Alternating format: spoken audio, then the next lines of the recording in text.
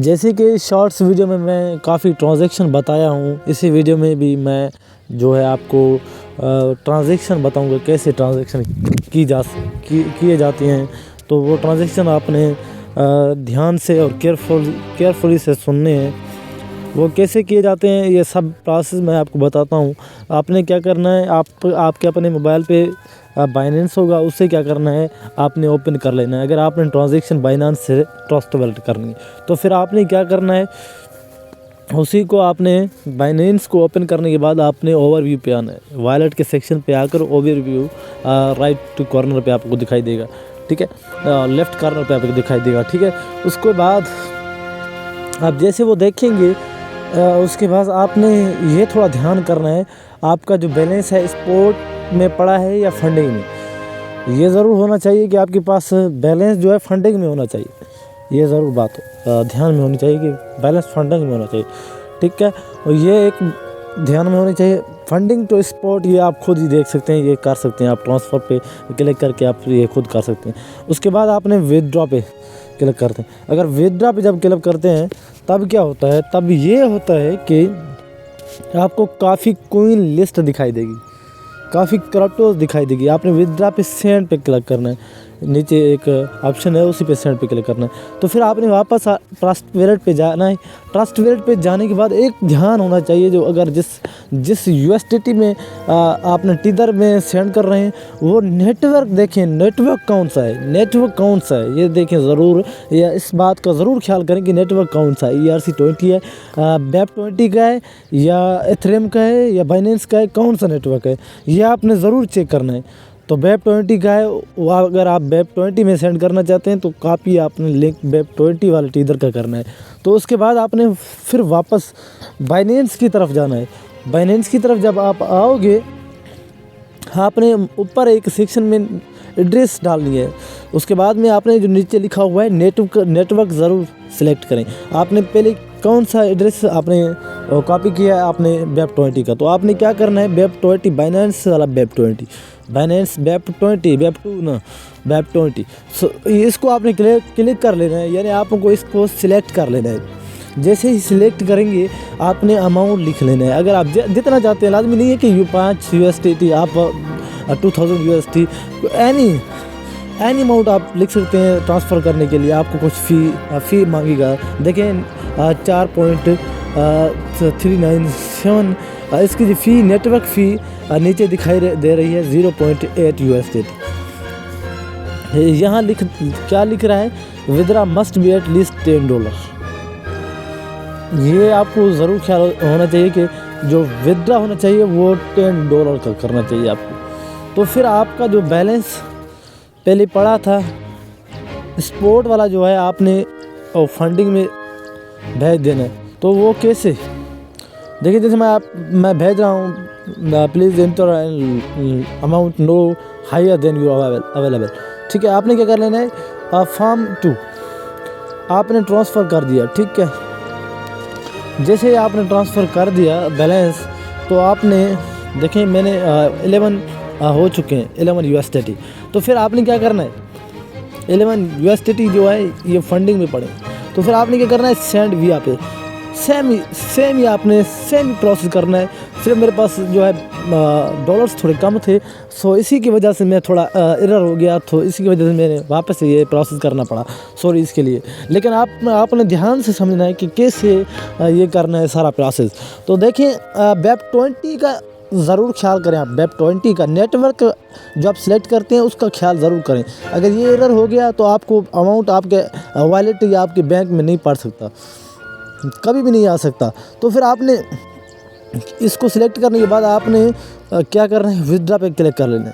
तो फिर अगर आप विथड्रॉ पे जब क्लिक करते हैं 10 USDT देखें रिसीव्ड अमाउंट, इसके नीचे जो है 0.8 USDT फ़ी है, फ़ी सेम है। लेकिन देखें फॉर्म टू स्पॉट, देखें ये 10 USDT आपके ट्रांसफ़र हो रहे हैं, देखें ट्रांसफ़र फिर नहीं हुए, ये फिर क्या मसला, देखते हैं, चलो देखते हैं क्यों नहीं हो रहे। देखें यही दिखा रहा है कि स्पॉट वॉलेट में आपका जो है बैलेंस पड़ा है। ये आपको ध्यान होना चाहिए कि बैलेंस जो है आपका स्पॉट वॉलेट में नहीं होना चाहिए। ओह लॉस, चलो मेरा जो है वेरिफिकेशन मांग रहा है, मस्ट बी वेरिफिकेशन। चलो मैं वेरिफिकेशन कर देता हूँ, request submitted with request submitted. मैं उसके बाद जो है स्पोर्ट वाले को करके वेरिफिकेशन भी मैंने कर दी। BSC में मैंने यानी BEP20 में मैंने विड्रा भी कर दिया। आपने अगर विड्रा आपको नहीं मिल रहा कुछ मिनट्स में, तो आपने घबराना नहीं है, ये 24 घंटे के अंदर आपको ये विड्रा दे सकती है, नो प्रॉब्लम। आपने रिफ्रेश करना है, आने के बाद ये घबराएं ना, अपसेट ना होना कि मुझे बैलेंस नहीं मिला। तो आपने 10 मिनट बाद आपने रिफ्रेश करते जाना है। तो देखें आपको ऊपर दिखाई दे रहा है $10 हमें रिसीव्ड हो चुके हैं। किसके? बाइनेंस यानी USDT में, टीदर वाले में, यानी बाइनेंस का जो है नेटवर्क है BEP20 का 10 USDT हमें मिल चुके हैं ट्रस्ट वैलेट में। ये ट्रांजेक्शन होती है, इसी को ट्रांजेक्शन कहते हैं। ये आपने ट्रांजेक्शन तमाम इजी होते हैं, लेकिन इसमें ख्याल एक बात का होना चाहिए, आप जो नेटवर्क सेलेक्ट करते हैं ना, वो नेटवर्क आपका जो है अच्छा होना चाहिए। इट मीन्स आपको ध्यान से देना चाहिए। वहाँ से आप वहाँ तक आप जो शेयर कर रही हैं, लेकिन उसमें क्या रास्ता जो है पाथ, तो क्या वो अच्छा है या गलत, यानी आपको देखना चाहिए कि हम जो भेज रहे हैं कि सही है गलत। तो उसके बाद देखते हैं एक PancakeSwap.finance यानी एक्सचेंज है। इसी एक्सचेंज अगर वैलेट पे हम सिलेक्शन पे करते हैं वैलेट, तो ये कहाँ होता है? ये ट्रस्ट वैलेट। ये कहाँ हो गया? ट्रस्ट वैलेट में आपने DApp पे जाकर आपने इसी को लिख के आप इसी को स्वैप कर सकते हैं। तो आपने स्वैप करना है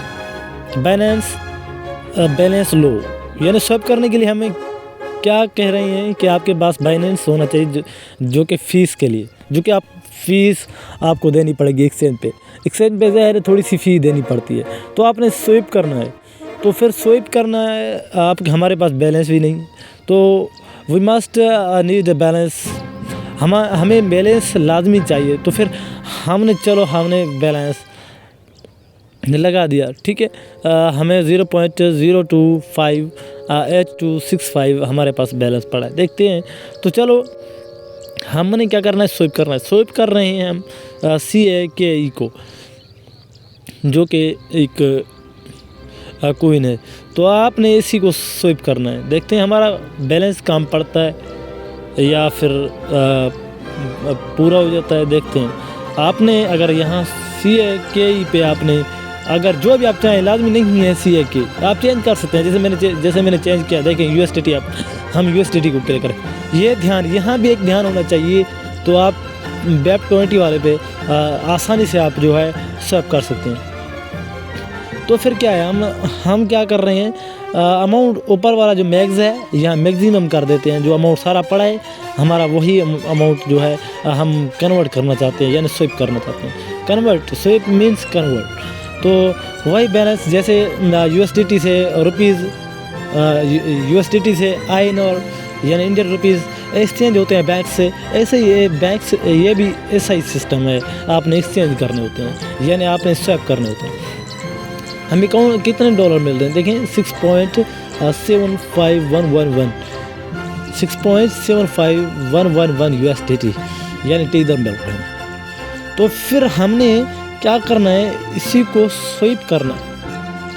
आपने थोड़ा सा स्वैप नहीं होते कभी भी, क्या आपने क्या करना होता है, थोड़ा सा जो लास्ट डिजिट आपको दिखाई देते हैं, यानी लास्ट जो आपको दिखाई देते हैं, वो आपने डिलीट कर लेने हैं, थोड़े से डिलीट कर लेने हैं।